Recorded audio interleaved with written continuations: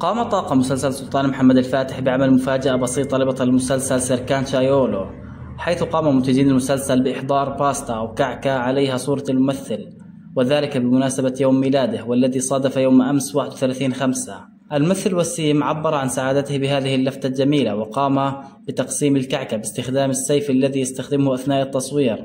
سيركان تلقى التهاني من زملائه في المسلسل أمثال إرتان سبان وسليم بيرقدار، كما تلقى التهاني من منتج المسلسل أيوب جوكهان آكايا. كما تواجدت زوجته الحقيقية في هذا الاحتفال البسيط الذي يقيم في موقع التصوير. سيركان قام بشكر زملائه في العمل، وقام بنشر ستوري على حسابه الشخصي كتب فيه: من الجيد وجودكم يا فريق الرائع، أنا محظوظ لتواجدي معكم، شكرا لكم. الصورة التي انتشرت أظهرت مدى العلاقة الجيدة بين سيركان شايولو وزملائه بشكل عام، وبالممثل سليم بيرقدار والذي يجسد شخصية جندر خليل باشا بشكل خاص. الجدير ذكره أن يوم ميلاد الممثل وسيم يأتي بعد ذكرى فتح اسطنبول بيومين فقط، حيث تم فتح القسطنطينية بتاريخ 29/5/1453.